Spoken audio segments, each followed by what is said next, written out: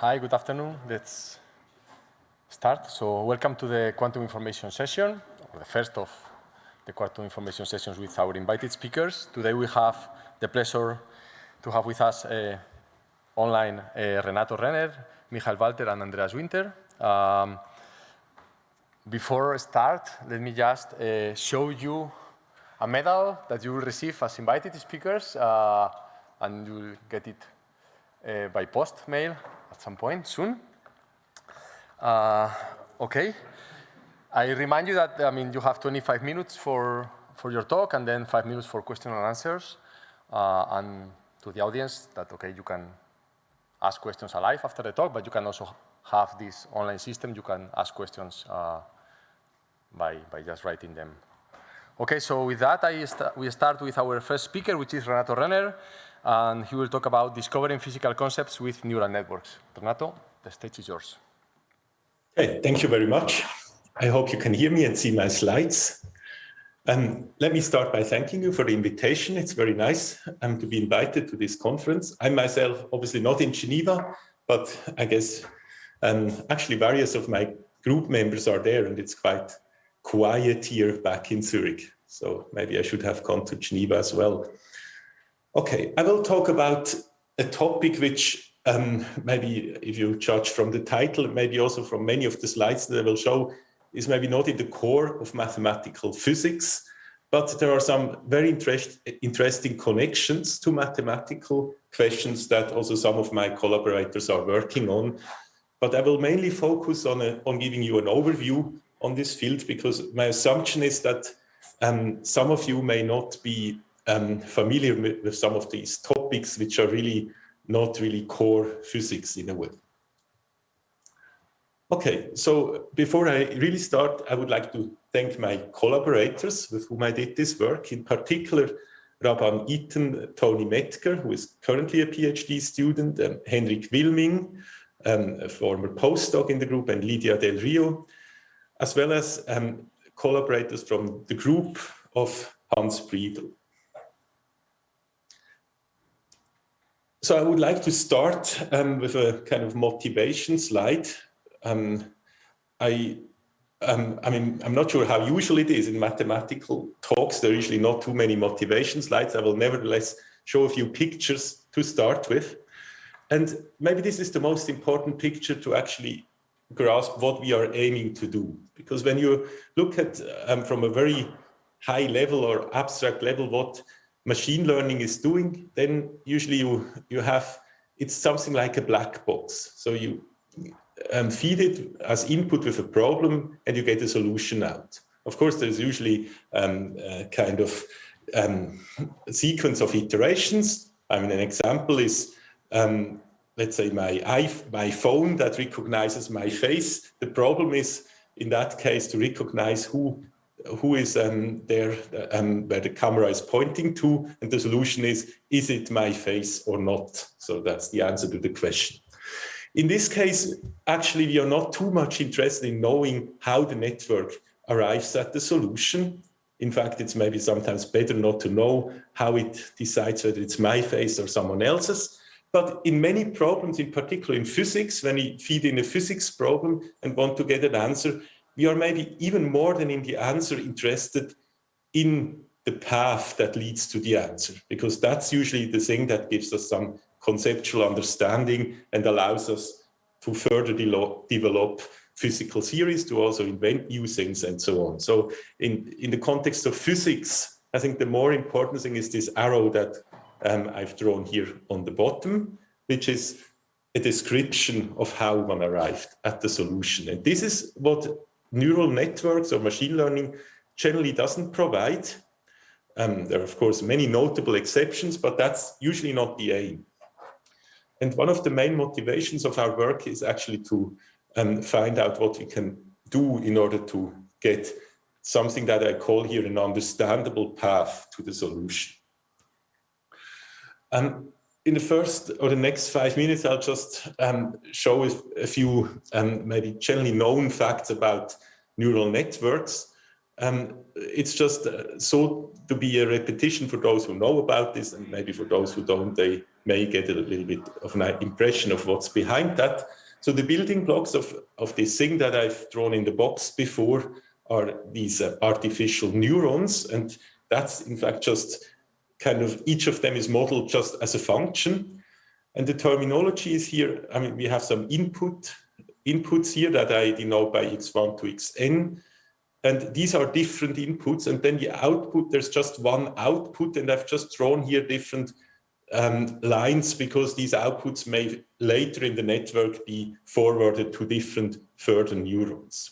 So there's one output and many inputs, and usually the way this output is computed from the input is just that it's essentially, you first evaluate the linear function with some coefficients here that we call weights. So all these parameters are real parameters usually, and there is a fixed or some bias. And so the bias and the weights is what I will later call the parameters. And these are things that we will adapt during the phase in which the network learns something. And then there is a fixed activation function. That's just some nonlinear function that you could imagine is maybe in a real neuron, something kind of complicated. The neuron fires if there's sufficient activation here in the bracket, and it's kind of a threshold thing. But here we want to have something differentiable.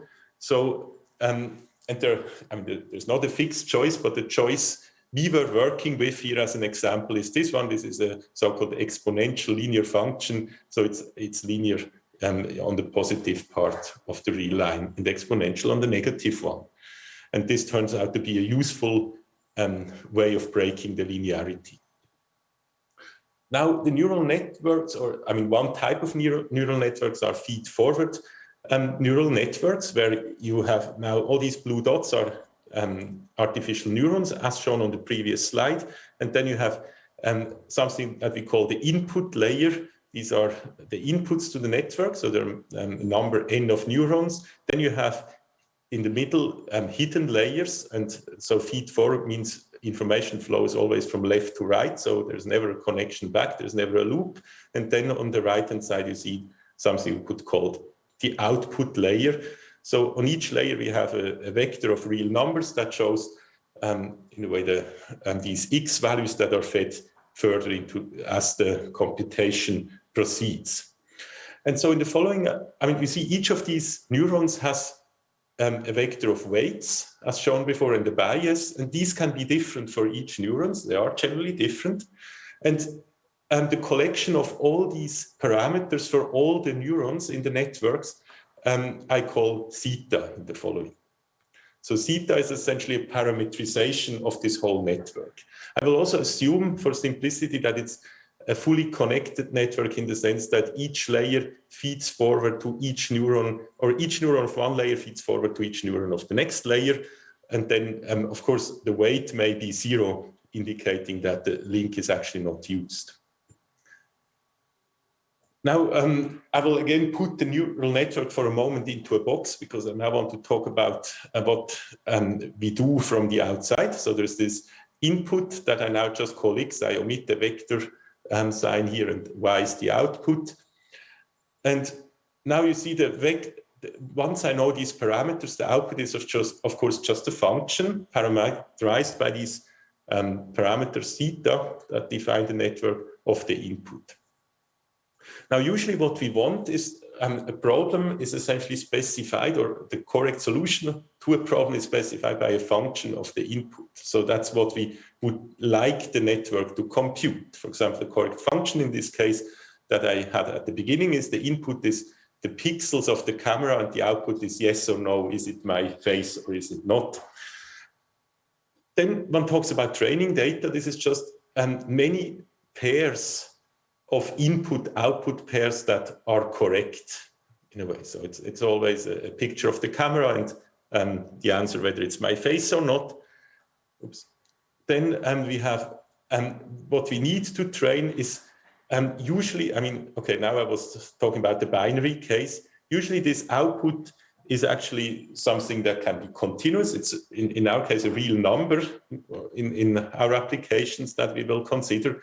And so an example, and this is just an example of something we call a cost function, is something that measures how well does the actual network parameterized by parameter zeta actually approximate this desired function that we would like to have.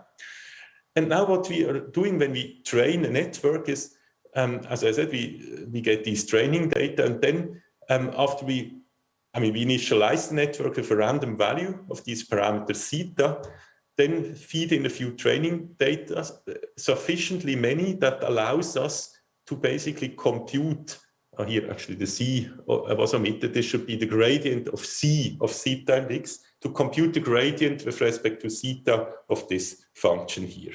And there are maybe remarkably efficient ways to do that, to calculate or to estimate this gradient from a small number of samples. And then you just adapt the zeta by going backwards in this along the gradient. So you essentially reduce the cost function, which is the goal. So you want to have, if the cost function is obviously very small, this means that the function is very well approximated. Okay, so that was my short overview on neural networks. Now, what we are actually doing in the examples that I will show in all the stuff we are doing is we had to add some randomness. So usually the output dependence on the input is something that is often not robust in a way. And to increase robustness, it's actually useful to randomize the input to the network.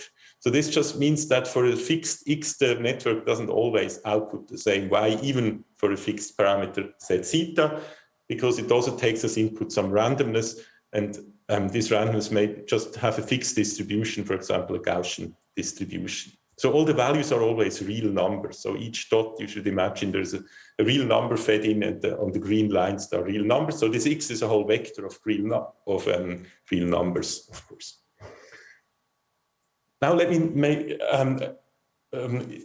mention the last concept, which is very well known in machine learning. This is what is called representation learning. And this is a particular type of combination of such neural networks. So you can essentially think of two neural networks now put in a row.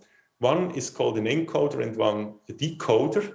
And this is, of course, this terminology now reminds everyone in quantum information or even classical information of a coding problem. That's what it is essentially.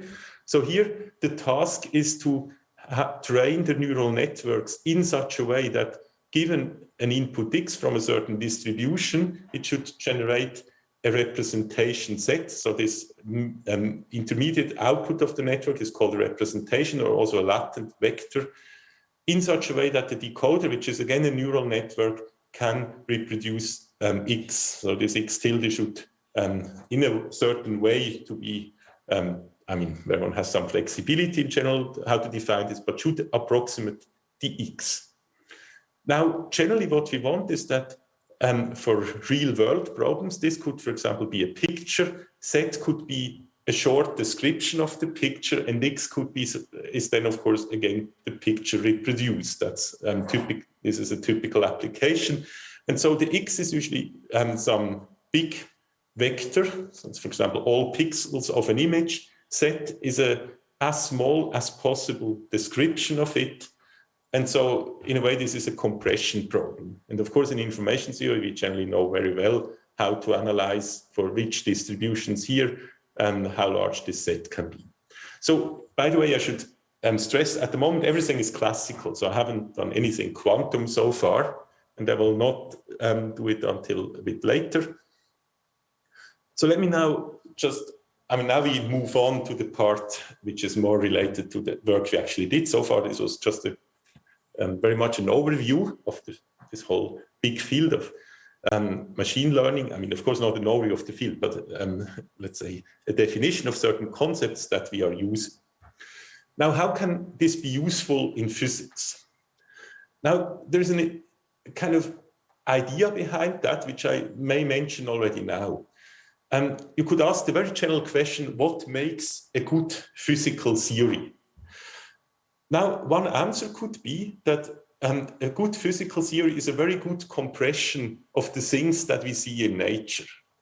And that's, in a way, the underlying idea behind the use of neural networks in this concept. So you could, now it's of course not the whole nature, we could think of a specific experiment, for example, a very simple experiment where I let the mass m drop from a certain height, and I may, for example, note down the height of the mass after a certain time t. So it's a sequence, time sequence of values that I have. I could even draw a plot.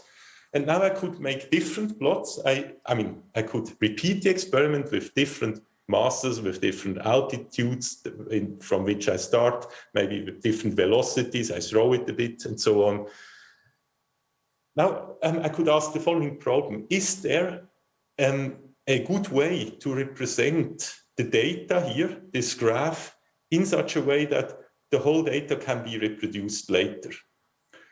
And obviously, what classical mechanics is basically doing is telling us, yes, of course, there's a good representation. If I, for example, know the initial position and the velocity, and then maybe some parameters like like g or so, then this is the only thing I need to know here to reproduce the whole graph. And in that very abstract sense, one could say that developing a physical theory is, of course, much more than that, but includes the aspect of representing the information about the nature in a very efficient and very compressed manner. And of course, we don't only want to have it compressed, we also want it to have it understandable. And that's, of course, a very vague concept. What it means very concretely in this experiment, and I cannot provide you a general definition, but we probably immediately see whether something is useful. In this particular case, we would, for example, hope that what the encoder has to pass to the decoder are just basically two values. As I said before, the initial height of the thing and maybe the initial velocity. So h prime here stands for the derivative with respect to t in this example. And so what we would hope is that if we train this whole network, this encoder and decoder, and somehow motivated, we put a cost function, and I will say something about this cost function just in a minute. The cost function is about how properties of this representation, then it should give us a representation of this kind. So it should, first of all, be small, and it should be somehow structured well. Because in general, the encoder could, of course, just give a very complicated function of h0 and h prime 0 to the decoder, which contains the same information as what I've drawn here, but from which we couldn't see that one is the initial height and the other is the velocity. So now it turns out, and this is maybe in a way just a coincidence, that if you now play a bit with the cost functions, you can actually find some that lead to such a separation of parameters here. So, but this is quite ad hoc, but this is an example where this worked. So what you can do is you put basically as a cost function something that is small when the estimate is good. So what this p theta x given z means, this is just the probability that you get the correct x, so this is the x, from the decoder when you input a set, where the set itself is sampled from the distribution that is generated from the encoder with a given x. So it's just encode x and then decode y and see how likely is it that you're agreeing with the correct x. But then you add a term, and this is really kind of ad hoc in a way. You add a term, this is the Kullback-Leibler distance between the distribution of what the encoder produces and some product distribution. And the idea behind that is that you probably get a good representation if these two parameters are somehow statistically independent. But you see, this is actually a property that depends on how you sample the input. So this works well if in the experiment you separately and independently sample the initial height and the initial velocity. Then this cost function will actually prefer solutions where the height and velocity are separated. But this will not work in general. And so what I'm now going to do is to show you a bit ideas that lead to a more generic way to actually solve this problem, to find something like this separation of parameters here. And the idea is something that we call multi-agent architectures, or one may call it like that. Actually, my co-authors gave it a name, which I think is yeah, kind of nice. It's called SciNet.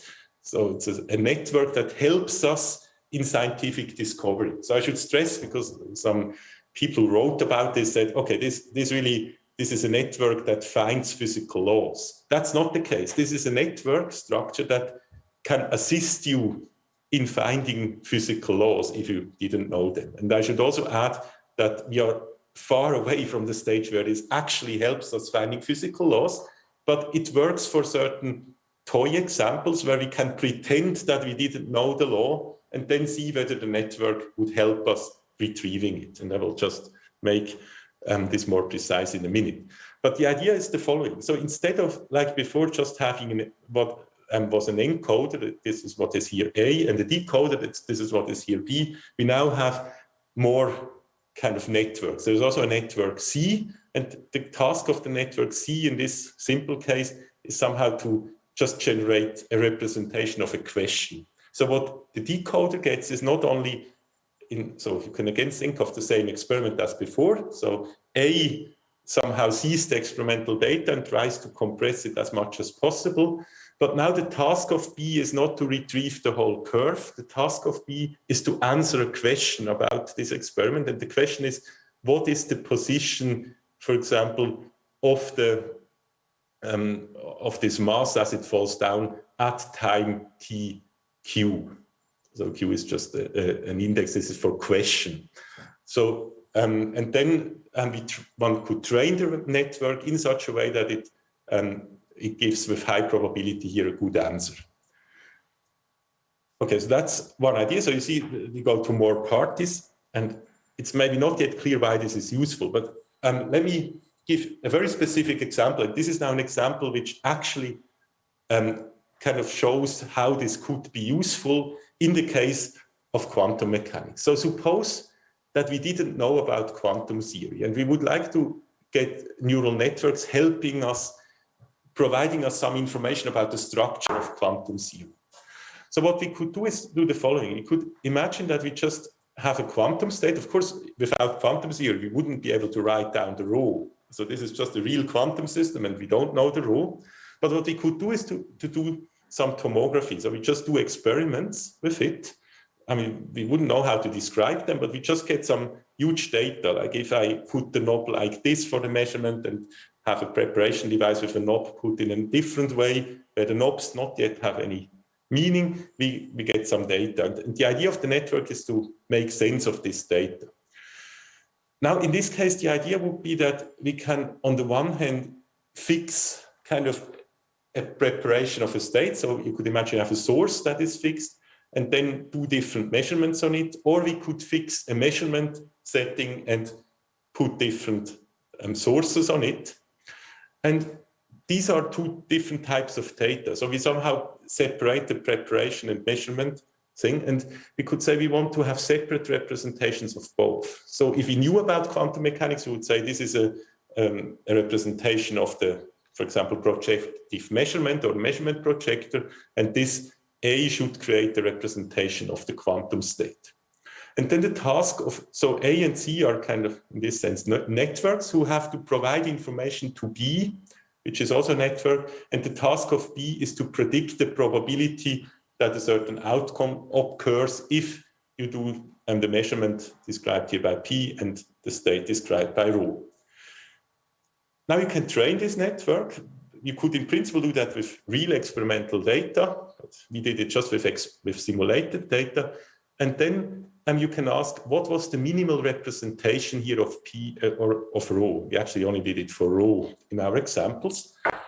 And what the network finds now, okay, maybe let's keep this definition here, or this proposal. But what we find, if you really run this, is that you see that as soon as you allow this representation to consist of at least two parameters, then the network, so this axis here is the error it makes, the network, and just look at the blue part, the network no longer makes, or only makes a negligible error. So by running this experiment, we could find out and we did it only for pure states in this particular case, one could find out, without knowing anything about quantum mechanics, that in order to represent the pure state of one qubit, let's say you take a spin particle and do experiments, one could find out that the minimal representation of a spin has to have two real parameters. You can do the same thing with two spin particles, and you see here, our network would tell us that as soon as we allow it to have a representation of 6 latent neurons, so 6 real parameters, we get the error is kind of small. So we would find out that for two qubits need, 2 pure qubits need 6 parameters.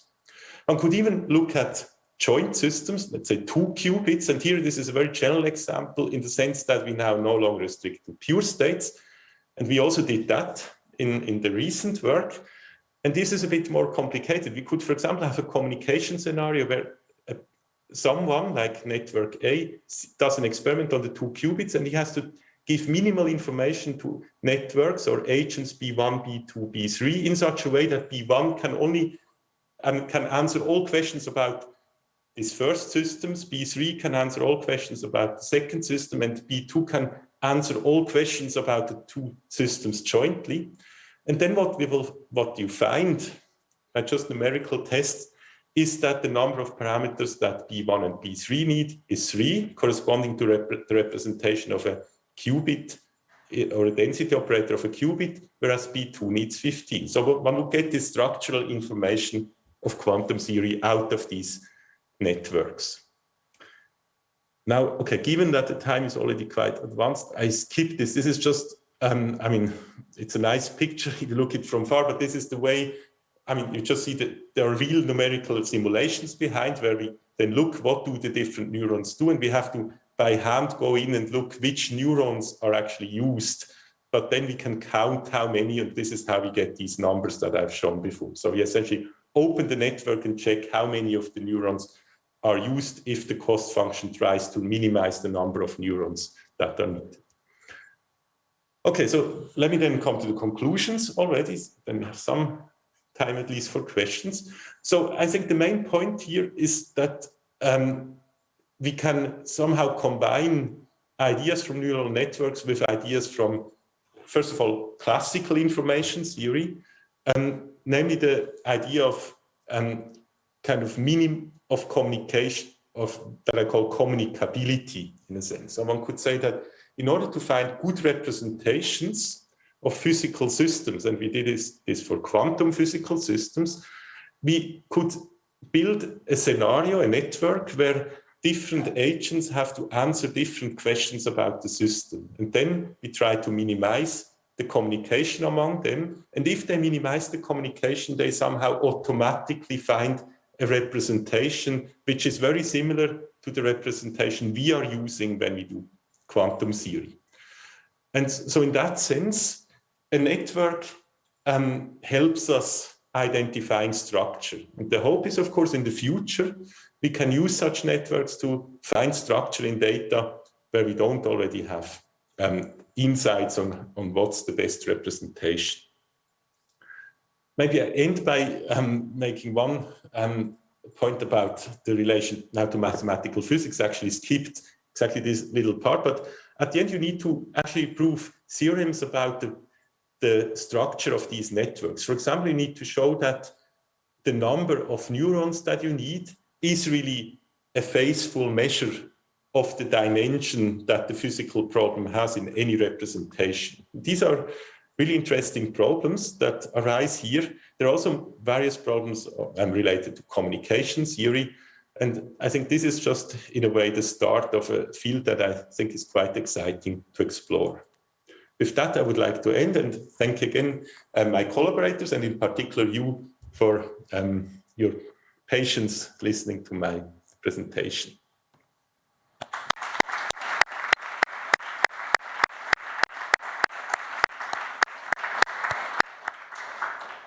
Thank you very much, Renato, for the nice talk. Are there questions?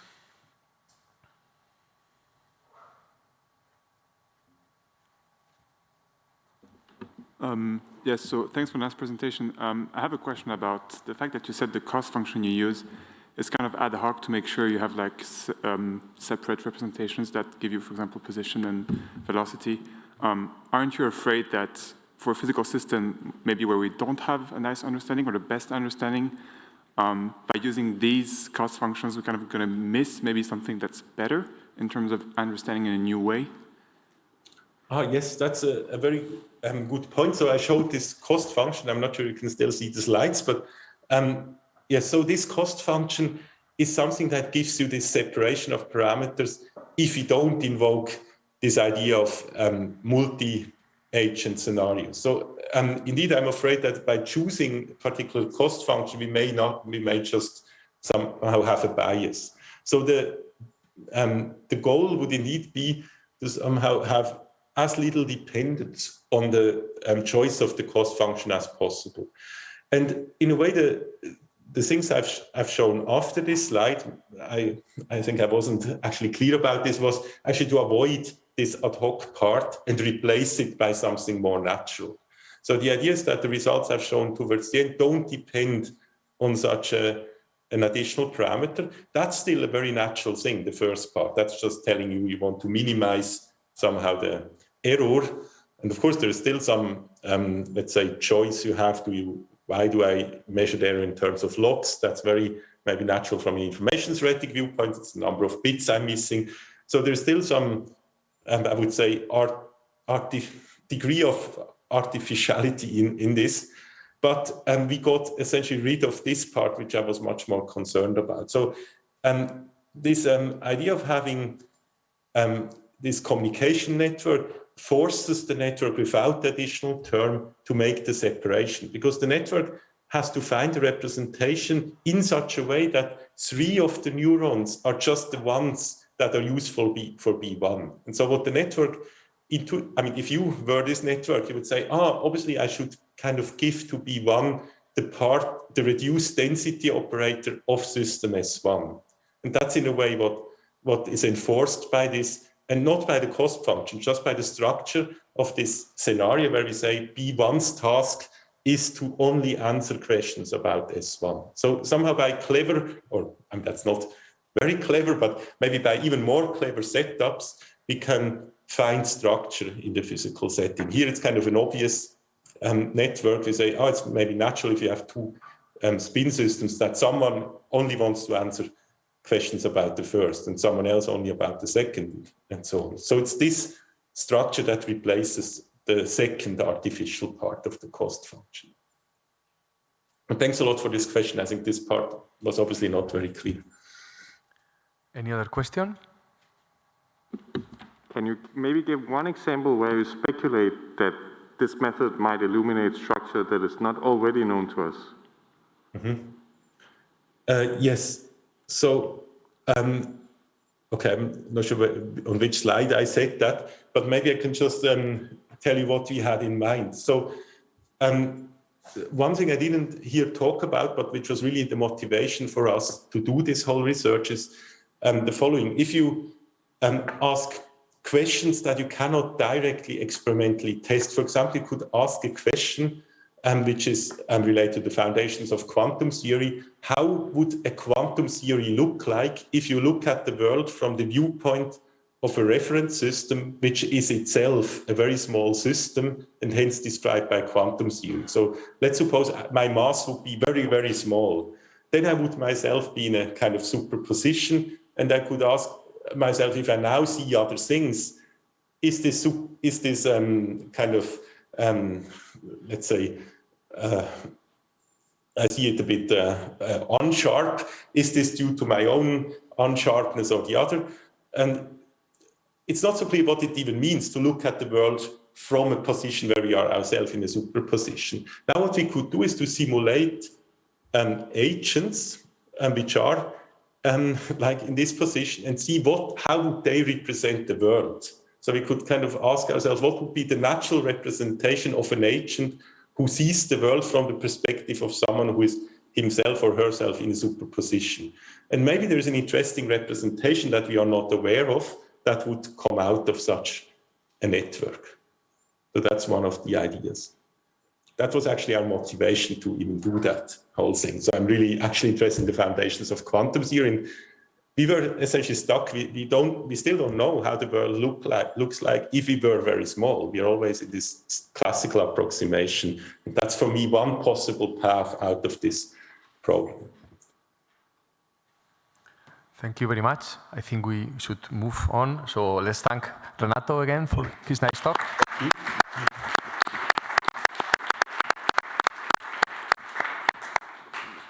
Okay, the next speaker is Michael Walter, and he will talk about quantum Brascamp-Lieb dualities. So, all yours. Great. Oh, what's going on here? Okay, you can all hear me, right? You can see my slides. I take that as a yes. Great. So yeah, thanks very much, David and Mirandana, for the invitation to speak here, and yeah, thanks also to all the organizers for accommodating this virtual or hybrid format. Hopefully we can all get together soon, all vaccinated up in a big room. So yeah, today I indeed want to speak about quantum Brascamp-Lieb inequalities. So these are certain either trace or entropy inequalities that are of interest, that are quantum counterparts of the very well-known Brascamp-Lieb inequalities in the classical setting. And this is joint work with Mario Berta from AWS and Imperial and David Sutter from IBM. So that's the short overview of my talk. So classically, Brascamp-Lieb inequalities are most well known as geometric or integral inequalities. So they have a wide range of applications. They pop up all over the place. But what has been recognized is that they also have a sort of a dual life as entropy inequalities, that generalize the subadditivity property of entropy. And this duality is very powerful. It means that one can, whenever we have a duality, we can try to establish one side by reasoning about the other side, that is sort of key to many insights. And so what our work was really motivated by is to find quantum formulations of such a duality beyond just entropy, going to relative entropy, and also beyond sort of the standard setting of that I'll present in a moment of these geometric inequalities going to general channels, for example. And just to give you one motivation for why one would like to find such dualities, and that is for me the sort of the search for new entropy inequalities, right? So entropy inequalities we like a lot. They're very powerful all over the place, but they're hard to prove. It's hard to find new ones. And so any new technical tool hopefully gives us a new path towards establishing entropy inequalities. And of course, trace inequalities are sort of a well-understood path of doing so. And so having a more general perspective on those will hopefully help unlock new proof strategies and techniques. Okay. So the plan for the remainder of my talk is as follows. I first want to give you a hopefully gentle introduction to Brascamp-Lieb inequalities in the classical setting. Then I want to present to you our duality result and sketch very briefly some applications and connections. And then, going beyond just a duality, I want to actually give you a family of new inequalities, which we call geometric quantum Brascamp-Lieb inequalities. I'll explain why they're called like that later in the talk. And very recently, actually, there was some exciting work sort of following up on this, really resolving this area. And so I would be amiss not to present this on my last slide if hopefully the timing of the talk works out as intended. Okay. So what are Brascamp-Lieb inequalities? So in their most classical setting, and the setup looks as follows. So we have a bunch of linear maps, B sub k, all from R to the m to R to the m sub k for very smaller spaces. So they are subjective linear maps. We have a bunch of weights, Q sub k, and a constant C, capital C. Then a Brascamp-Lieb inequality is basically an inequality, an integral inequality of the following form, which holds for any choice of functions f1 to f little n. And so what we do, so these functions fk, they're defined on R to the mk, okay? And so we can use these linear maps to pull them back on to the overall space Rm. So that's what I wrote here. And the left-hand side of this inequality, therefore, is simply the integral of the product of these pulled back functions, taken with the absolute value, or if you want, the L1 norm of this product of pulled back functions. Okay. And the right-hand side of the inequality is just a product LP norms, or in this parameterization, which is a standard one, the L1 over Q k norms of these functions fk. So this is sort of a general template of an integral inequality, and it indeed generalizes many classical integral inequalities. For example, Hölder's inequality, you would simply obtain by taking all of these dks to be identity maps, right? And then these coefficients qk have to sum up to unity. Okay. Similarly, Young's convolutional inequality falls into this framework. There's the Loomis-Whitney inequalities, where these BKs are codimension 1 projections, and so on and so forth. Okay. So that's sort of the very general setting. And there's many proofs, many applications, many variations on this theme, also known in the classical world.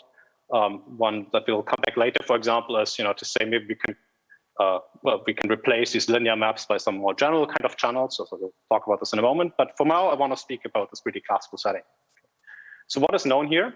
So a celebrated result, which Elliott-Lieb, is that, for example, this optimal constant C in such an inequality. So suppose you fix the B sub k's and the weights Q sub k, then you could ask, what is the optimal constant C, if any, that achieves the tightest constant C that you could put in this inequality for it to be true.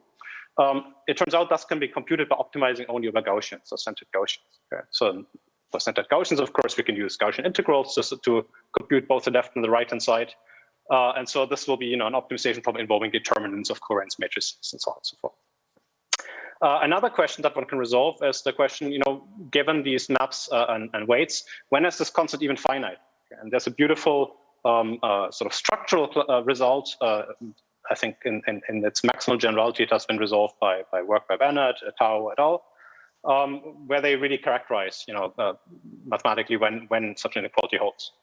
You could also revisit this from a computational complexity point of view, which is something I find interesting. So you could ask, given this data, can I actually compute this optimal constant efficiently? That's not so obvious. It's a nonlinear optimization problem.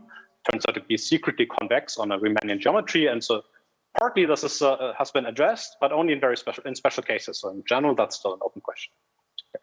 So that's the integral inequality side of things. And at this point, I want to sort of fix one bit of notation. So there's a particular case where this is very well understood. That's very pleasant to analyze. And that's the case when these maps BK are not just arbitrary surjective linear maps, but when they are projections.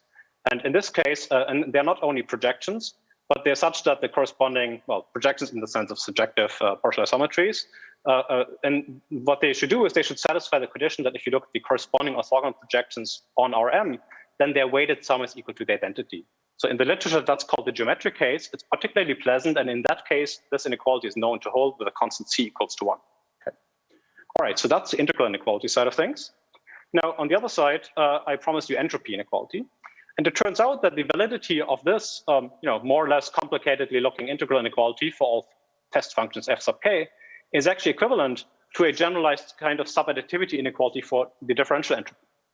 So what this subadditivity inequality says is that take any random variable x on Rm, density, then what we are going to do is on the right-hand side, we have the differential entropy of x. And on the left-hand side, we have a weighted sum of entropies of the random variables that are obtained by applying these linear maps bk to x. Okay, so those are going to be random variables now on R to the m sub k's on these smaller spaces. They will still have a density, and so we can again look at their differential entropy. Okay, and that looks right. That looks like something that's of interest to information theorists. Looks very simple, beautiful, and it turns out that actually this equivalence, which to my knowledge was for the first time identified by Eric Carl and Dario Cordero-Eroskin. That also enabled new proof techniques. So one would actually find new proofs for the integral inequality by going to this entropic picture. So it's, it turns out that this is really a special case of a very general duality. One can look at arbitrary channels, arbitrary states in a more general setting, relative entropy. And that's a very general framework that includes things like hypercontractivity questions, strong data processing results, and so on and so forth. And I'll come back to some of those briefly. And so basically our motivation was to take this general duality in the channel picture with relative entropy and find a quantum version of this duality and explore certain applications. Okay. So that's one thing I want to talk to you about. And then, apart from this very general perspective, we're also interested in, what would be a natural quantum mechanical formulation of such a subadditivity inequality as the one I wrote here. Okay. So, classically, we can look at random variables in Rm, but and then there's linear maps associated, between different RMs, R to the M's. So what would be a natural quantum version of this? Well, surely it will involve wave functions on Rm, okay? Because there we can make similar definitions. And so I'll come back to this in the second part and present to you a quantum counterpart of these inequalities here. Okay, so maybe I'll first state the duality result, which really looks quite like a mouthful and somewhat intimidating. We'll sort of simplify it as we go and then see why it's interesting result. But to start with, let me just tell you both sides of the duality. Okay, so and I'll start with the possibly simpler entropic formulation, and then pass to the trace inequality side afterwards in the blue box. So the setting here is we have a bunch of channels, or more precisely positive and trace preserving mapped from the same Hilbert space to some subspaces. Again, we have some weights. We have a constant C. But now, because we have, we are working with relative entropy, there's also some reference states, which are or states which are called reference states. There will be one called sigma, and a bunch of them called sigma sub k.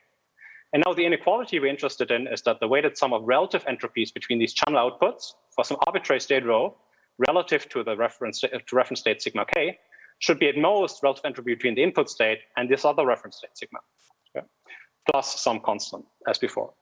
So you'll see that the inequality is a reverted sign. That's because relative entropy in some sense is a negative entropy, right? If you think about it, plus a correction term.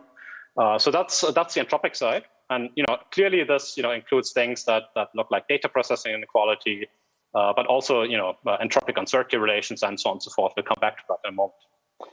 Now on the integral inequality side, well, we have no longer integrals. We now have trace norms and generalizations. So here basically we have some of the choice, of course, when going quantum is always what do we replace products by? In this case, what we're doing is this commutative product where we take E and then the sum of the logarithms, rather than multiplying sigma with other things. So that's the expression here. We have sort of these so the entropic, on the entropic side, we have an entropy inequality that holds for all states. On the trace inequality side, we have something that holds for all previously test functions f sub k. Here it's going to be positive functions omega k. And these two things are equal, okay. And one can prove that using basically a kind of a Legendre duality style expression for the relative entropy due to pets, which I don't want to go into. But what I rather want to stress is that it's not clear which of these two sides looks more intimidating at first glance. And so, what insight is being generated here. And so to see that, maybe I want to focus on particular choices. So one particular choice that one might focus on is, where these reference state sigma k are also obtained by applying the case channel to the same reference state sigma. Okay. So then this really is, a term like in a data processing inequality. And such an inequality would be kind of a trade-off between different, data processing inequalities, if you wish, for different channels. Okay. Another possible choice that we might make is we could simply pick as these reference states or reference weights the identity operators. In that case, right, this would be simply a negative entropy, and we would be back in this more familiar setting at sort of a proper quantum version of what I showed you before. So I want to zoom into this special case, into this latter special case in a moment, because that was actually a known special case, which is very insightful. So in a previous work, Eric Curran and Elliot Lieb had actually established such a duality. And so this is, again, the special case of what I presented you on the previous slide, where these reference states are all identity operators. In this case, the entropy inequality is really a generalized kind of subadditivity inequality. So it's a weighted sum of entropies of channel outputs, being at least the entropy of the channel input minus this correction constant. Okay, so of course, this correction constant less than C, then we get some interesting term on the right side. Now, now on the other hand, we have this integral or this trace inequality side, right? Here we have a non-commutative product of these E star of omega k, so the pullbacks for these test operators omega k, and this product of L Q norms, L1 over Q norms. So similarly as we saw on the first slide. So why is this interesting? Well, clearly, this formulation includes uncertainty relations, right? So if you pick, for example, as these EK channels, measurement channels, say corresponding to the sort of the Pauli X and the Pauli Z observable, then one can certainly phrase this famous Maaßen-Uffing entropic uncertainty relation in this framework, right? So the constant C would be chosen such that we get this additive constant 1 here, and again these E's would be measurement channels, and the QKs would be equal to 1. Okay, and now in order to establish such an uncertainty relation, one can, in fact, prove a corresponding trace inequality. So one can use this dual picture. And that's actually a very well-known approach that has been pioneered by Rupert Frank and Elliot Lieb in previous work. Okay. And so here the idea is that, an entropy, an entropic uncertainty relation, for which, of course, in this case, we know many proofs. One particular way of approaching it is via studying a dual trace inequality. And in that case, basically everything reduces to the Gold-Thompson inequality. So another example, which is maybe even more interesting, is instead of having two measurements, we could also look at what's known as the 6-state uncertainty relation. In this case, we have 3 measurements, the X, Y, and Z eigenbasis measurements. And we can prove a similar inequality.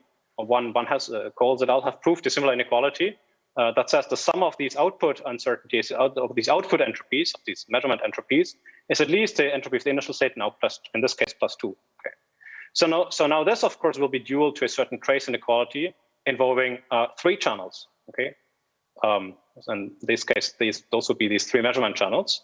And it turns out that, just like before, one could use the Golden-Thomson inequality here. Here one can use the triple matrix Golden-Thomson inequality due to Lieb to establish this. Okay. So this is just an example how, it's sort of interestingly in the quantum setting, we're often interested in entropy inequalities and non-trivial entropy inequalities. And that actually, one of the most powerful proof techniques is by rather thinking about the trace inequality side and then using powerful tools that have been developed there. All right.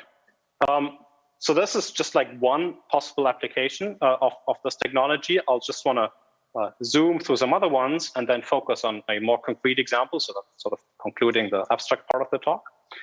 So given these 2 examples I showed you on the last slide, the Mason-Uffing entropic uncertainty relation and the 3-state entropic uncertainty relation, it's of course very natural to ask if one can prove new uncertainty relations involving multiple measurements or even general quantum channels. So for example, for 2 quantum channels, 2 general quantum channels, there's a nice uncertainty relation due to Maurice-Junge and collaborators. But for a general number of channels, there's not a clean result. And if you chain the 2 matrix, the 2 channel one, that does not give optimal bounds. Okay. And it would be particularly given that my co-authors, it would be very natural to use these multi-matrix Golden-Thomson inequalities that have been discussed in the recent literature to approach this problem. So that's still an open problem to us. We don't quite know how to do that yet, but that seems like a very tantalizing direction. Another direction of interest that falls into this framework is what's known as strong data processing inequalities. So the data processing inequality is simply saying, right, that the relative entropy distance shrinks under applying channels. A strong data processing inequality holds if the shrinkage is it's actually contracting. So if there's a constant eta less than 1, such that such an inequality holds false states rho, or say some particular input state sigma if you want. So that, of course, falls into the framework, right? As I explained before, that's a particular choice. And so something like this can be approached, for, say, a channel of interest by passing through the dual trace inequality picture. That's also something that we illustrate in our paper. Another interesting question is that in the classical case, there's a Brascamp-Lieb inequalities satisfy a certain tensorization property, which roughly speaking means if you have a bunch of channels E and weights, which are, I'm going to take the same. Suppose your Brascamp-Lieb inequality holds for channels E and constant C, as well as for channels E prime and constant C prime. You say the same weights, the same number of channels. Then it would such an inequality would also hold if you tensor together the channels with the constant being the product and my normalization. Okay. So this fails quantumly, and it's quite interesting because actually the reason why it fails is because of very well-known non-additivity phenomena in quantum information theory. So in fact, the non-additivity of the minimal output entropy can be understood in this framework because the minimal output entropy, which is this interesting quantity that we care about in the context of channel capacities, actually can again be captured by sort of optimizing over Brascamp-Lieb inequalities. And so it's interesting to ask, is this just a curious observation? So we have now there's sort of even more non-additivity potentially floating around, or does that give a handle maybe also on establishing additivity in like special situations where it holds? So that's another interesting direction. And then there's sort of two other things I wanted to mention. Again, there's this computation complexity point of view, which is of interest to me. It's because of other work I've done in this area. And so we're of course not the only ones thinking about quantum versus Brascamp-Lieb inequalities. I mentioned this prior work by Carnell and Lieb that sort of set the stage in the setting with outside information, so with entropy instead of relative entropy. There's other works by Carnell and Maas that would be very interesting to me to understand better and also to understand the relations. So maybe with this, I want to sort of conclude the general / technical / duality part of my talk. All right. Now, I also promised you concrete applications, and I think I have not exactly sure when we started, probably between 5+ minutes left. So, so in the second part and the last part of my talk, I want to leave the abstract and focus on a concrete class of inequalities. Okay. And so to motivate the setting, I want to recall these classical Brascamp-Lieb inequalities for probability densities in RM that I showed you before. And recall what they looked like is the following. We had a random variable on RM. We applied linear maps to this random variable. So we got random variables on smaller spaces. And we computed the differential entropy of these outputs, and then the idea was that some weighted sum of those is at least the entropy of the initial random variable plus some additive constant. And I explained very briefly to you, or I mentioned very briefly to you, that such an inequality holds without an additive constant here, in the so-called geometric case. The geometric case meaning that these linear maps are projections onto subspaces Vk of R to the m, such that they satisfy this kind of resolution of identity formula. So the weighted sum of these projections should be the identity operator. Okay.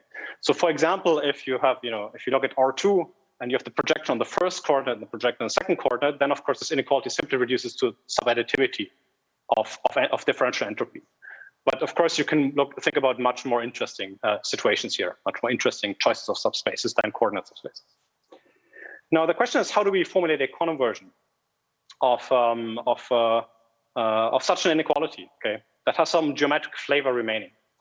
And the idea is simple. Suppose we take a subspace of Rm, just like above. What we can do is, well, we can look at the Hilbert space of square integral function on Rm. Now Rm splits as a direct sum of the subspace and its orthogonal complement. This direct sum on the configuration space level induces a tensor product on the Hilbert space level, or corresponds to a tensor product on the Hilbert space level.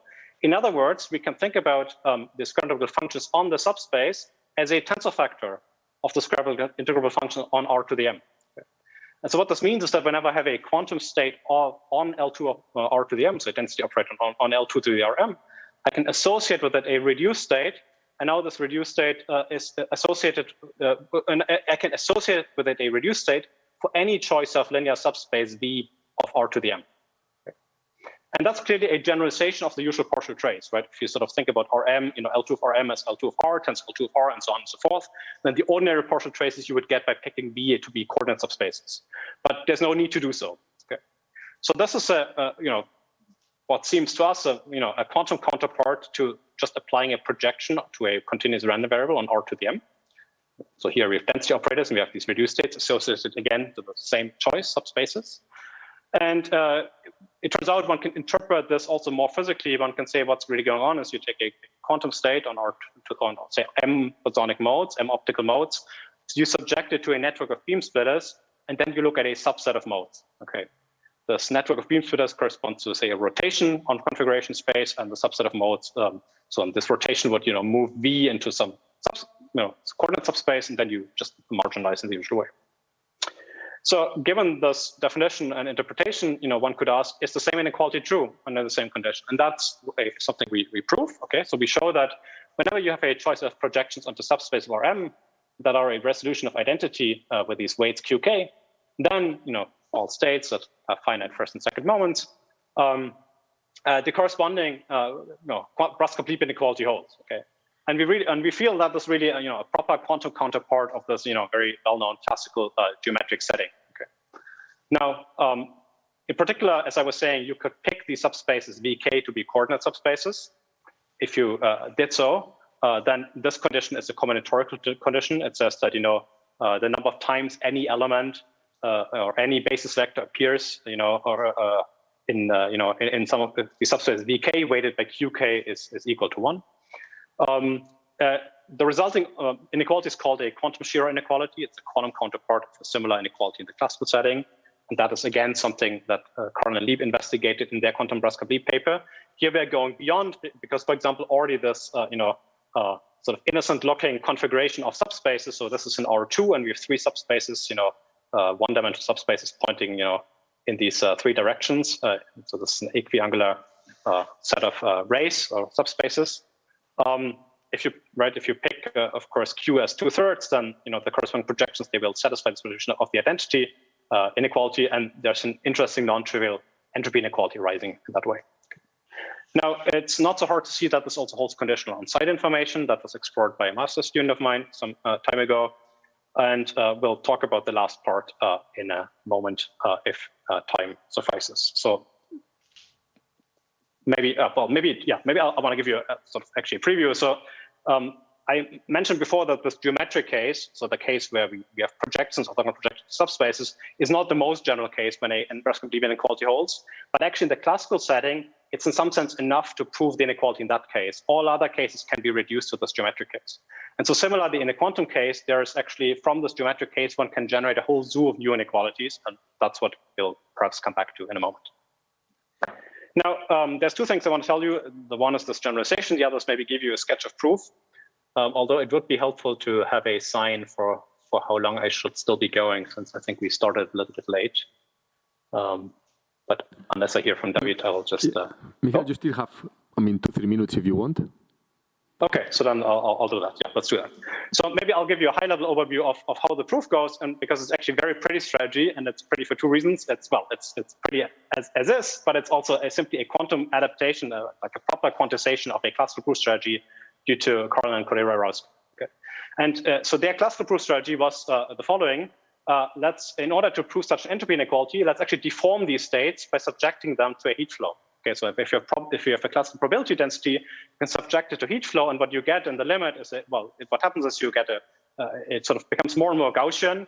It becomes more and more like a uniform Gaussian. Okay, and so what happens in this on the heat flow is on the one hand side the behavior of entropy because it becomes more and more like a uniform Gaussian of huge variance.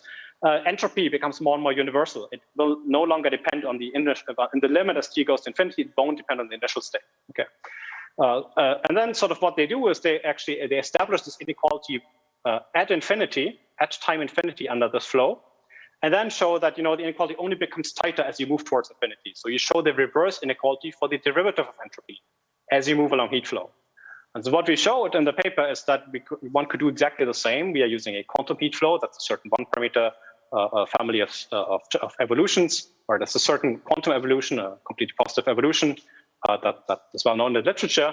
We show that as entropy overused, effect entropy has a certain universal asymptotic scaling with time. It only depends on the number of modes, but not on the details of the initial state.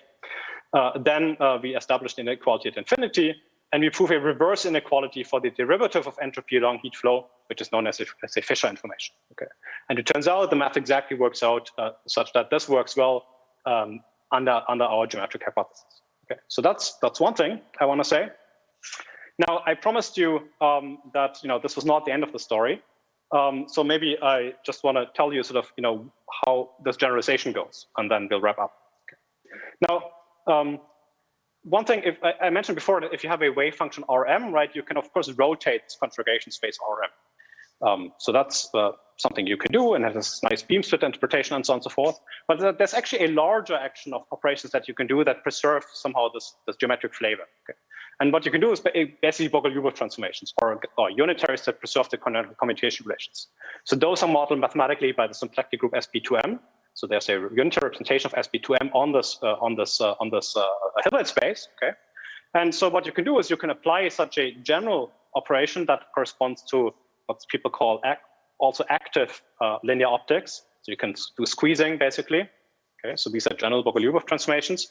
So you can apply such an operation, what we call Gaussian unitary in the quantum information community, and then look at a subset of modes. Okay, so something like this is parametrized now not by a subspace of Rm, but by a certain symplectic matrix, which has fewer rows than columns. Okay, and so that's a generalization of this. This allows you to define a generalization of this reduced state as I did discuss before. Okay, and this leads to a more general class of inequalities, and we'll not talk about the details. But the point is that somehow this is the natural setting in the natural setup in the quantum setting, because there you have this enlarged symmetry, the symplectic symmetry. Okay. And so this is now a proper generalization. I call this a Gaussian quantum Brascamp-Lieb inequality. And what was recently shown by De Palma and Trevisan using similar heat flow techniques is actually, that the following beautiful result, that these inequalities hold for arbitrary quantum states rho, if and only if the corresponding classical Brascamp-Lieb inequality holds for arbitrary probability densities. Okay. Under a certain assumption that's sort of very natural in this context. So that was probably too quick to appreciate the result, but the point is that in some sense we can really find a proper counterpart of these very classical Brascamp-Lieb inequalities about probability densities on Rm, and there's a almost full understanding now in the quantum setting, and basically the quantum ones hold if and only if the classical ones hold. So that's the result by De Palma and Trevisan. All right, so that was it. So what I showed to you was a duality between certain trace inequalities and certain relative entropy inequalities, which we call a quantum version of a Brascamp-Lieb duality. It's sort of unifying lots of interesting and hard information-centered questions. And we hope that it will be useful in the future. I mentioned some exciting directions before. And on top of that, I also gave you, like a concrete, proper new family of geometric quantum entropy inequalities under this geometric assumption, and sort of gave you a little bit of an update of what has been happening since our paper there. Okay, so thanks very much, and sorry in case I ran over time.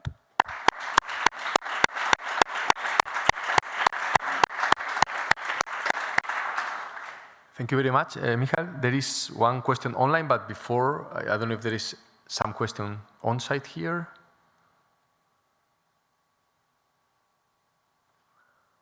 No? Okay, if not, I will ask the question online. So, okay, there are indeed two questions. One is whether you can replace relative entropies with any divergence in the inequalities, or it's just with the usual, notion. And the second is what is the exact relation between the sigma k and sigma in the statement of the quantum Brascamp-Lieb duality? Great, thanks for the two questions. Great questions. So for the purpose of this duality, there need not be any relation between the sigma and sigma k's. I'll start with the second question. Second question was, is there any constraint on these sigma and sigma k's? So in general, not, but in many interesting special cases, one might choose one as a function of the other. So, right, for example, in the data processing context, you might want to pick sigma arbitrary, but sigma k to be the channel output when you put in sigma. But you don't need to do that. You could also keep them completely arbitrary. For example, pick them both to be the identity. But I guess that's not completely arbitrary. But you can truly pick them arbitrary. But of course, such an inequality need not be true, right? I mean, this is just a duality result. It's saying this holds if and only if that holds. Okay, but they're arbitrary for the purpose of the statement. The other question is also very interesting. It's about, can we generalize this to other divergences? So that's something we have thought a little bit about it, but we don't have a conclusion yet. So, for example, it would be very interesting and natural to look at, for example, measured relative entropies here for various applications. But that's still, still thinking about it, and I don't have a conclusive answer at this point. I mean, so I guess maybe, just to say one more thing. So here, the working horse was really this variational characterization of relative entropy. And, there's other divergences, as probably the person who asked the question knows, that like this measured relative entropy, that similarly come with a certain variational principle. So it's sort of natural to, to guess that there should be a dual trace inequality. And say, I think for the status quo, if I remember right, is that for measured relative entropy, we could prove one implication, but not the other. That's what I remember from when we spoke about this last. Thank you very much. Thanks. Any other question on site? Okay, if not, let's thank Michael again. Thanks for having me. And let's move to the next and last speaker today, which is Andreas Winter.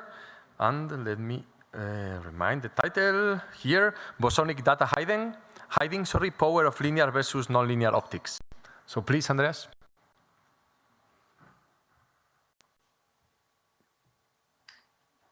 Okay, I hope I turned on the microphone. Thank you very much. Thank you very much, David and Nilanjana, for putting this session together and for inviting me to speak here. I must say, as much as I hated the online conferences we had over the last year and a bit, I think I'm warming up to this hybrid format, especially in my current situation, where I'm imagining at least that I'm talking to you as a big face down to you, like the evil overlord to his minions in the secret lair. As far as I know, James Bond is still about half an hour away, so we have time for my talk. So let's see if we can go to the first slide. So what I'm going to talk about is really something very fundamental to quantum physics, to quantum mechanics and quantum information, as opposed to other physical theories, namely how we acquire information about systems. And so this is a cartoon here of how physical experiments in quantum mechanics look like. So a system is prepared in a state, and then you have to make a measurement, and from that outcome you infer something. And so there are two peculiarities, as you very well know, presumably. First of all, unlike classical physics, we cannot just observe all relevant parameters of the system that is the wave function, at the same time. We have to make a choice which observable. And second, we only get statistical information. So we can only make a statistical inference. So to make this a little bit more information theoretical, let's focus on specific classical properties of the state. So there's kind of on the left-hand side, there's a preparation procedure here that depends on a parameter x, on some feature. That is translated into the state. And then in the lab, the scientists are making the measurement and getting y. And then from y, they're trying to figure out something about x. And so this really captures a lot of what physics is about, especially where you guys are sitting, most of you in Geneva, in high energy physics. It's very much like this, but I mean, obviously in quantum information, we're very, very much used to this. It's sort of this is basically how we view the world, and it's kind of strange to us that most of physical experiments are really not like that. The simplest case, which will be the rest of the talk, is just a binary feature. There are really just two states, size rho 0 or rho 1. Sorry, I wrote a wave function, but we'll go to mixed states in a minute. And the task of the scientist is to figure out as well as possible which of the two it is. And so, yeah, let's not waste time on all this philosophical background. So just a small disclaimer here in yellow. Obviously, the quantum mechanics predicts for a given state preparation and for a given measurement what the statistics of the outcomes are. And so it's always possible to choose measurements such that the statistical distribution of y differs depending on x. And so we can tell the x if we just have asymptotically many repetitions of the experiment. This is precisely not the situation which we are in. I want to consider a sort of a one-shot setting. You've got just one preparation of the system, like an information theoretical communication setting. You have to make the best with it, or you have maybe a finite number of copies, but certainly not asymptotic. And so generally there's no perfect discrimination between the states unless they are orthogonal. Okay, so the outline does not concern us because we don't have so much time. So I'm just recapping the problem. We have a well-characterized system. So we got a Hilbert space H. We assume equal prior probabilities on the two hypotheses, which are represented by density matrices. So that somehow we know for some reason that it's only one of those two worlds, rho 0 or rho 1. And to distinguish those, we have to make a measurement. So that's a POVM. And because we have two options to choose from, without loss of generality, we may formalize this as a two-outcome measurement. Positive semi-definite operators M0 and M1 that sum to the identity. And then the objective, so this is how we define the work of the scientists. Obviously, maybe they object to it, but that's kind of how I want to formalize the task as a mathematical problem. Maximize the success probability. I mean, I'm saying the disclaimer that obviously you can come up with other figures of merit. That's the one that we're considering here, which is, I would say, a very basic one that shows up in a lot of different contexts. And it tells us a lot about the underlying physics information theory. And so, yeah, you can, massage this a little bit using the fact that M1 is identity minus M0, simplify, and then you see, massage a little bit more, reintroducing M1 so that you have the difference between M0 and M1. And then you see that the maximum of this is equal to the trace norm of rho 0 minus rho 1 as a matrix, which can be calculated if you can diagnose rho 0 minus rho 1. Yeah, so here's the definition. Obviously, that's the trace of the absolute value of rho 0 minus rho 1. For pure states, we can give a closed form expression in terms of the inner product of the two states. And okay, and an operational interpretation of this difference is that an optimal measurement as an observable, as a quantum observable, could be rho 0 minus rho 1, which is Hermitian, and you have to make this observable, and then just get an eigenvalue of rho 0 minus rho 1, and you make a choice depending on the sign. If you get a positive sign, your decision rule is to opt for rho 0, and if you get a negative sign, you opt for rho 1. And yeah, okay, so this is the maximum value 2 only when the two states are orthogonal, otherwise it's smaller. And that's of course consistent because this probability of success should be between, well, what should it be, between 1/2 and 1. Why 1/2? Because, well, you can always blindly guess without even making a measurement. So you don't need to be sophisticated or having any lab. You can just guess what the state is, and it gives you a success probability of 1/2. Or obviously, as a probability, it's at most 1. So that means this norm is at most 2. And so, yeah, the topic of this talk essentially is a meditation, a reflection on the theme. Okay, but what happens if I cannot perform this optimal measurement? Then I'm doing worse than this. This is a utopian fiction.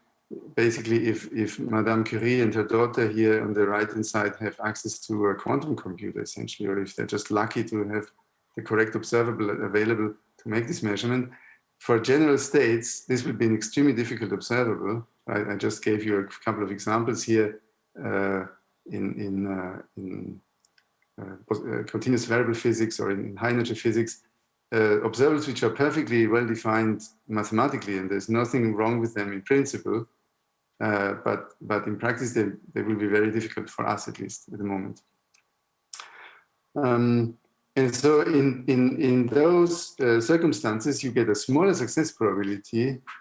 And I want to consider one specific one, namely when we're considering bosonic linear optics.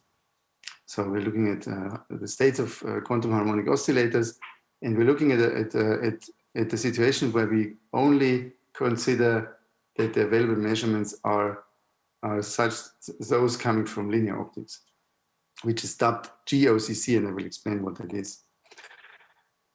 So a little digression, if I may, on distinguishability norms because of this maximum success probability.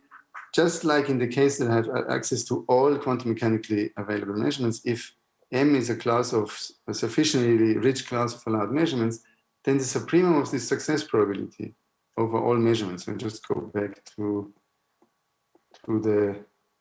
this here, right? The last line here, the last green line. The supremum over all allowed measurements, that is actually always a norm by sort of general principle. And if I write it like this, it's between 1/2 and 1. So I take out the 1/2, I renormalize it, I get a norm between 0 and 2. And so we get the trace norm that's the Holloway-Hedstrom theorem. And in general, it's much smaller. And so you can ask yourself, so for a given interesting class of restriction, what would that be? And how does it relate to the trace norm in any meaningful way? So since I don't have much time, my presentation is originally designed for a sort of a longer seminar. So I'm basically just picking a few things from it. So you can say lots of interesting things about this distinguishability norms in specific cases, for which I refer you to the paper that I mentioned on the first slide. A specific question is this one here. Can it happen that, what are interesting situations where I have two perfectly distinguishable states? So the trace norm is of rho 0 and rho 1 is 2, or almost 2, but the distinguishability norm under this class of operations or measurements is very small. And how small can it be as a function of the parameters of the problem? And so, unlike the quantum mechanical irreversibility that is kind of built into quantum mechanics, the two non-orthogonal states, despite the fact that I need full classical information to prepare them reliably, I cannot distinguish them reliably. I think this is a sort of more interesting form of irreversibility in some sense, because the two states are actually distinguishable in quantum mechanics. It's just that the particular restriction that we employ doesn't allow me to see this. So such things, I mean, this kind of data, especially this word data hiding, this comes originally from a setting where the restriction was local operations and classical communication in a composite system due to Barbara de Haal, David Vincenzo, and Debbie Lung from, almost 20 years ago now. So yeah, this is sort of very, very deep in the foundations of quantum information theory. So our thing here, as I said, is not necessarily a multipartite system. We have a system which is composed of one or many bosonic modes. So in other words, quantum harmonic oscillator. And we want to distinguish the two states. So as a baby case from which we want to start, because it's kind of, well, honestly, that's also where this current investigation started, and the GOCC started, two coherent states, plus minus alpha, when alpha is a real number. So I don't have time to go through sort of all the background in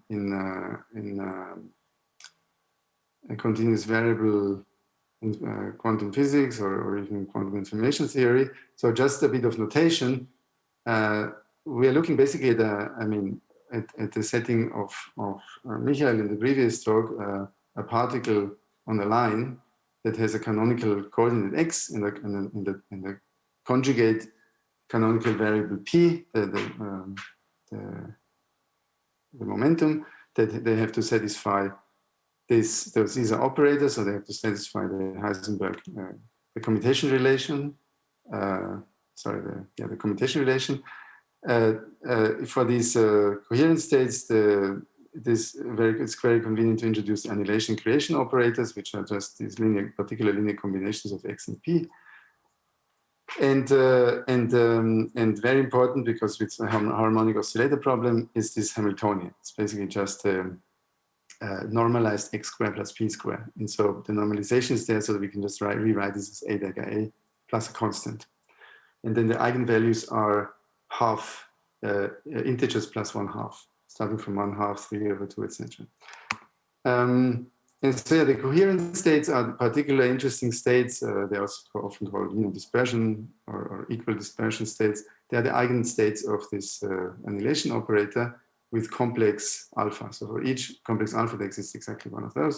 The vacuum state is the coherent state with parameter 0, which happens to be the ground state of this Hamiltonian. And then all we need to know about these states are their first and second moments. We need to know what is the expectation value of x and of x squared. And so with this particular convention, they are proportional to the real and imaginary positive alpha, the expectation of x and p, and the variances are 1/2. X squared and p squared have variance 1/2 on all of those coherent states. Okay, so I shouldn't spend too much time on this. So yeah, how well can we distinguish those? Well, because they're pure states, we can evaluate the trace distance exactly, because we have a closed form expression for the inner product, which is this exponential formula here. And it's interesting that in the history of this topic, it's been investigated for a long time. How do we actually make the measurement to distinguish them? And it's been known for a while that a plain Gaussian measurement doesn't do this. In fact, the best. So remember, this is essentially the success probability. The best success probability with these Gaussian measurements is slightly smaller. It's this error function here. So I will show you a plot in a second. It's not really that much different, but they are distinguishable. And so Takeoka and Sasaki a few years ago, they looked at, well, okay, what can we say if we not just have a Gaussian measurement, but we can have a succession of Gaussian measurements and attaching ancillary modes prepared in the vacuum, making partial measurements on some of those modes after doing Gaussian unitaries, and then classical feed forward of those of the measurements, and which then inform the next steps of this protocol. So it's a bit like LOCC. It's a mouthful to say what it is. It's even worse to actually write it down in mathematical terms. It's an algorithm essentially. You start off, okay, you have your mode, you attach some other modes in the vacuum state, you do a Gaussian unitary, you make a fixed Gaussian measurement on some of them, you get some outcomes, numbers. And those numbers are fed forward to decide what to do next of the same kind. Attach more modes, or do more unitaries, do more measurements. You will amass a lots of data, and so you want to at the end of the day you get all this kind of the statistical information, and then from that you want to post-process to opt either for 0 or 1. And so what Takeoka and Sasaki showed is, well, also under those slightly larger classes, the optimal measurement is just homodyne measurement in the x direction, and then deciding whether you get a positive or a negative value of x, and that's it.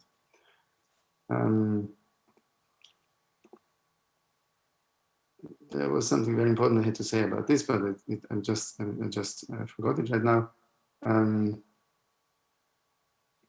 Well, never mind. So a very nice and simple way of seeing why this is true comes from Wigner function. So again, unfortunately, I probably don't really have time to go into an exposition what these are. These are so-called, I mean, the Wigner function is one of a family of quasi-probability densities on the phase space. We know that we cannot measure X and P simultaneously, so there's not really any kind of meaningful way in which we can assign a joint distribution of X and P to a quantum state, except Wigner realized you can do this if you give up positivity. So it's kind of a perfectly fine density on X and P that integrates to 1 for a density matrix, but and certain points can be negative. And okay, so the definition doesn't really matter. What matters is a very important property, namely that trace formulas like this one here, the trace of rho times m, where rho is a state and m is a POVM element. So those are the things that, you know, observation probabilities according to Born rules. They are convolution integrals in the phase space, where one term is the Wigner function of the state rho, and the other term is proportional to the Wigner function of the measurement operator. And so those guys here, they also don't have to be positive, but because the m lambdas in a POVM sum to identity, these f lambdas, these profile functions, they have to sum to 1. And so yeah, we have this kind of well, it's an inner product identity, right? Here we have the trace inner product, and here we have an integral inner product. And so that allows us to form statements about these probabilities here to statements about probability, about these quasi-probability densities. And so Gaussian POVMs are specific, especially because their POVMs and also the coarse grains of such POVMs, they have non-negative Wigner functions.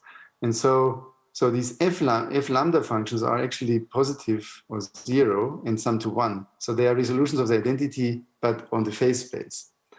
And so then if you have now Wigner functions which themselves are positive, like for example, the Wigner function of coherence states are just little Gaussians, displaced Gaussians, then we get a very interesting relation between the distinguishability norm that is expressed in terms of those trace rho and lambda, and on the quantum level, and statistical properties of the Wigner functions, which are now probability densities.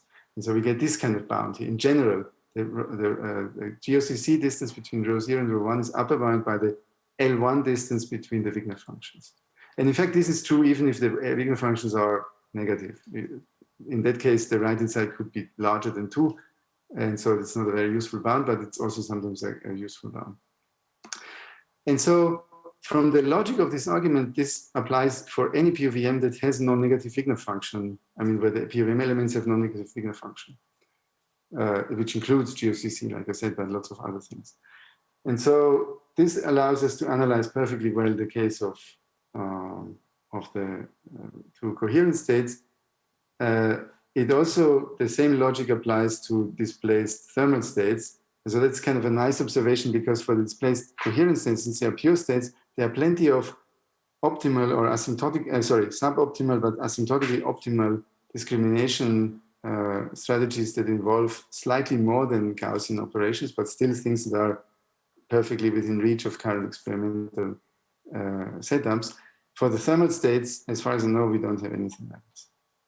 So this shows some kind of an advantage of going beyond Gaussian or beyond linear optics. So yeah, here's the plot. So it just shows the success probability or norm, rather.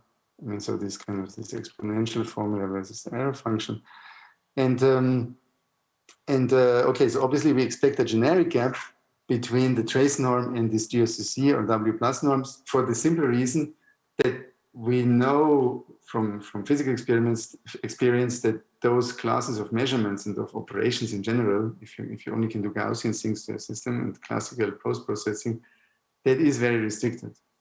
So qualitatively, we expect such a gap. So an interesting question is, what is a big gap? And so in the paper with KK Sabapati, we show such an instance but we have to go to many mode states.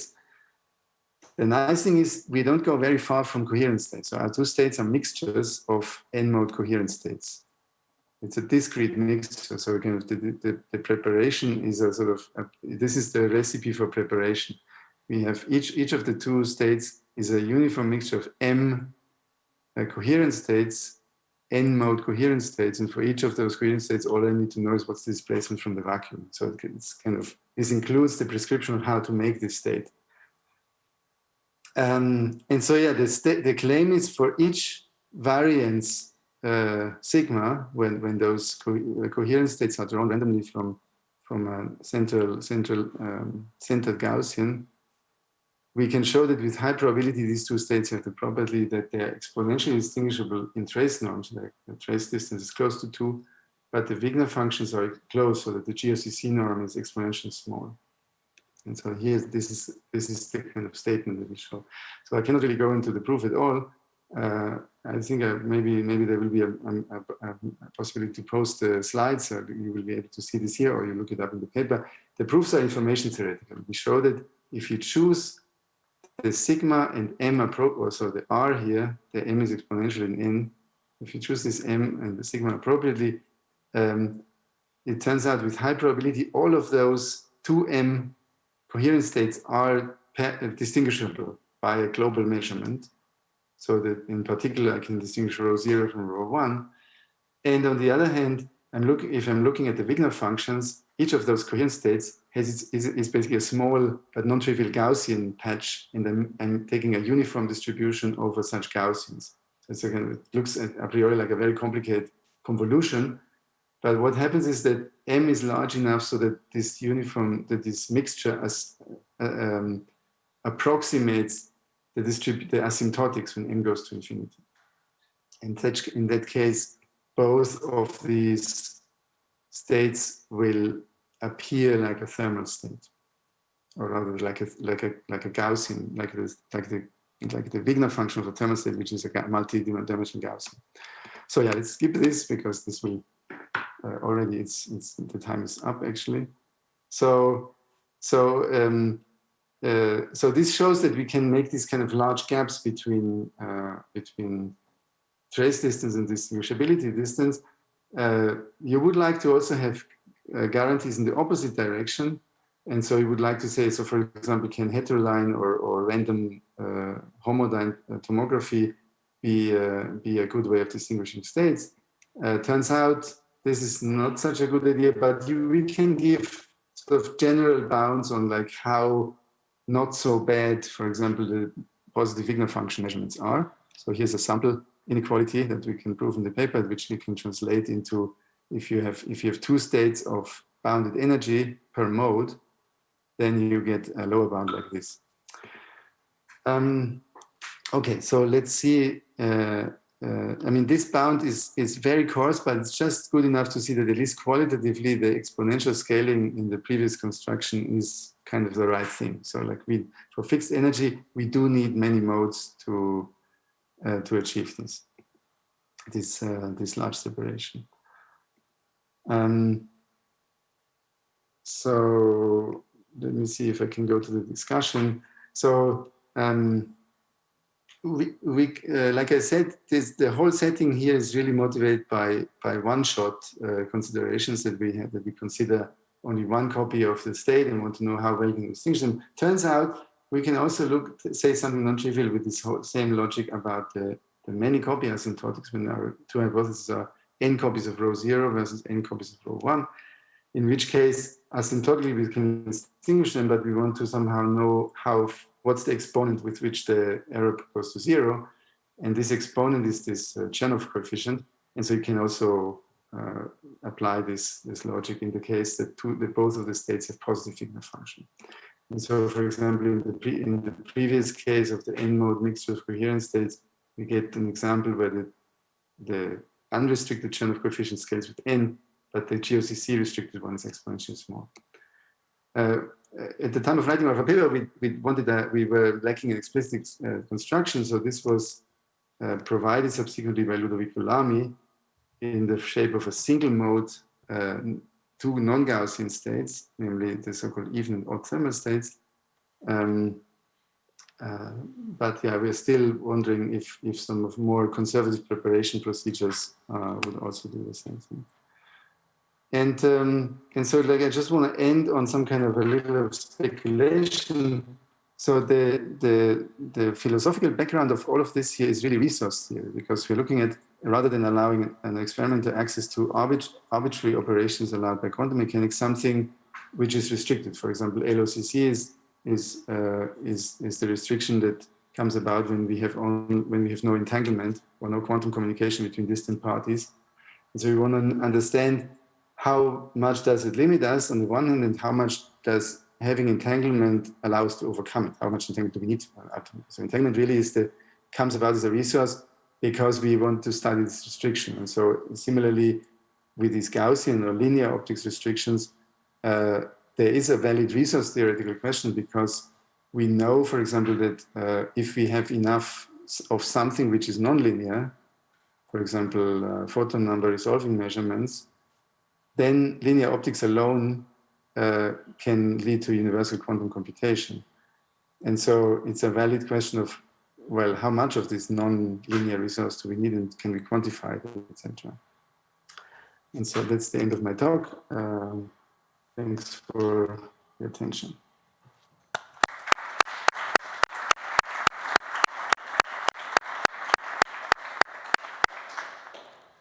Thank you very much, Andreas, for the very nice talk. So is there any question here on site?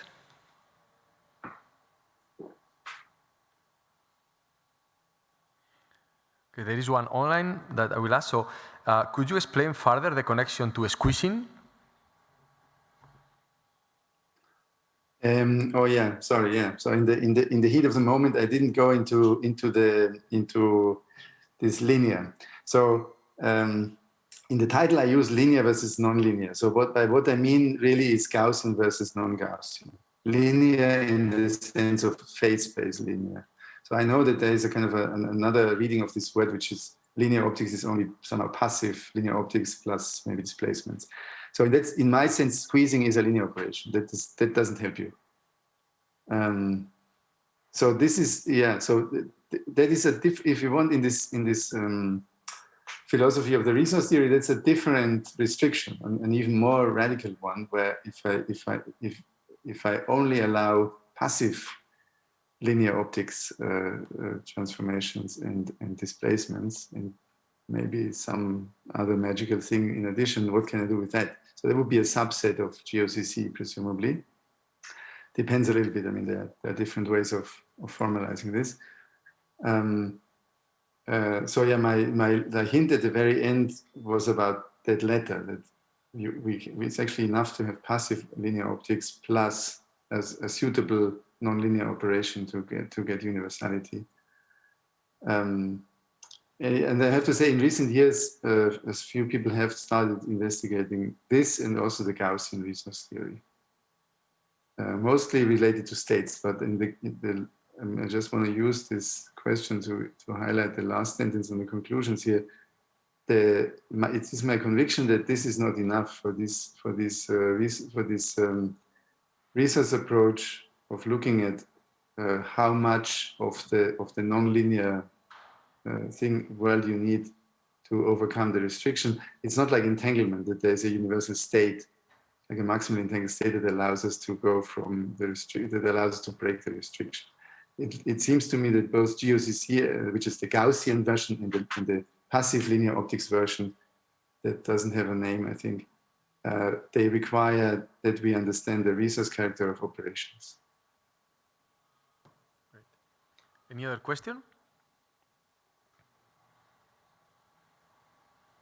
I mean, I have one. Is there any potential application to, I mean, like data hiding? I mean, it's kind of a very useful primitive, normal data hiding. Is there any, applications of this bosonic data hiding you have in mind? I mean, like in protocols, quantum info protocols, or? No, well, not in that sense. I mean, I don't really think of it as an application in itself. So just like data hiding, I mean, this LOCC data hiding, this is easily broken if the parties have entanglement, if they have managed to create entanglement before. So you cannot really think of it as a primitive in the cryptographic sense, because there's still the assumption. Okay, you have to assume that they are limited in some way. So there may be something like that also in the Gaussian world. I really have no idea. I think of it really as a way of examining the resource theory, or this is preposterous. The resource theory has not been fleshed out enough to say that, to examine the restriction. We know that in the lab, it's much easier and much more reliable to make linear operations. And among those, the easiest one are the passive ones again. And so there's kind of a big step. It's like LOCC. It's kind of, we know it's easy for us to communicate classically and maybe do little experiments in small labs, but we are still very far away from reliably sending quantum information. And so we just make this idealization. So what happens if we don't have the quantum communication? Well, that points us to something which is very valuable. And I just want to do the same thing here. I mean, the strategy, this kind of the possible applications are two-pronged. One is, okay, what's this valuable resource that allows you to overcome this obnoxious restriction of linearity? So you need some kind of magic state or magic operation that you need to inject in addition to the linear operations to overcome this. So, and then that will direct our attention to actually making this, and then second, to also use it efficiently. And the other one is a sort of a benchmarking thing. I mean, given how widespread Gaussian or linear optics experiments are, these states that we propose, some of them are kind of reasonably easy to make. We have a bit of a problem that the N-mode state preparation is not an explicit procedure. It's kind of a randomized proof, but okay, this might be better in the future. It's just a mixture of coherent states. So if you manage to make those states, you can present an experimenter with current experimental setup with an incredible challenge, and that might also be useful for them. You know, it's because it's a concrete problem. Distinguish these two states, and it allows you to kind of work in a specific direction rather than saying, "Oh, I just need to improve my detectors in some generic way." I see. Thank you very much. Okay, so I think it's time to close the session. I think we should thank the three speakers for the wonderful talks.